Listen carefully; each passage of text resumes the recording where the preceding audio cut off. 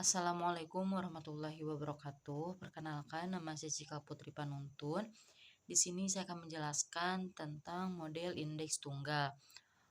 Jadi, komunitas investasi berdiskusi tentang risiko, tetapi tidak ada standar khusus untuk ketentuan yang mana hal tersebut lazim terjadi pada awal tahun 1950-an.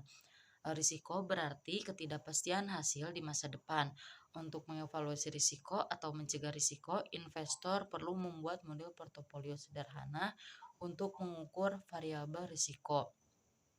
Markowitz mengembangkan formula untuk memperkirakan varians portofolio karena varians adalah ukuran risiko.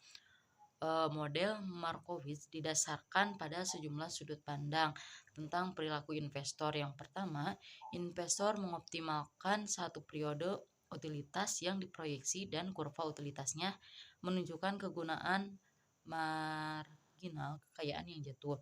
Yang kedua, investor mengevaluasi setiap opsi investasi menggunakan distribusi probabilitas pengembalian yang diharapkan di beberapa periode holding. Yang ketiga, berdasarkan variabel pengembalian yang diprediksi, investor memperkirakan risiko portofolio. Yang keempat, kurva utilitas, fungsi dari pengembalian yang diantisipasi dari varians.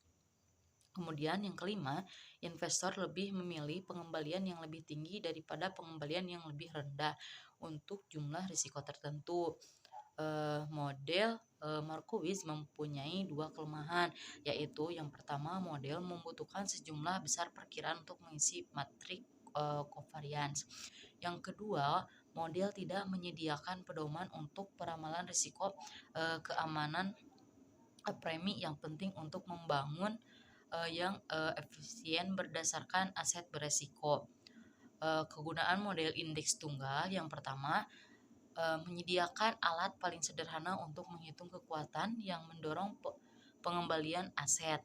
Yang kedua, membantu mendapatkan portofolio yang optimal untuk aset alokasi dengan mengurangi masukan yang diperlukan untuk prosedur pemilihan portofolio Markowitz. Selain digunakan sebagai input untuk analisis portofolio, hasil perhitungan berdasarkan model indeks juga dapat langsung digunakan untuk analisis portofolio. Yang pertama,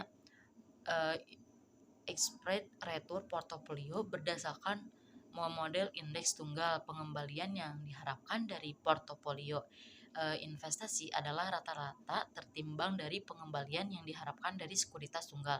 Yang kedua, risiko portofolio terbagi dua, yaitu risiko yang berkaitan dengan pasar serta risiko yang berhubungan dengan tiap-tiap keunikan perusahaan. Mungkin hanya itu yang dapat saya sampaikan, kurang lebihnya mohon maaf. Wassalamualaikum warahmatullahi wabarakatuh.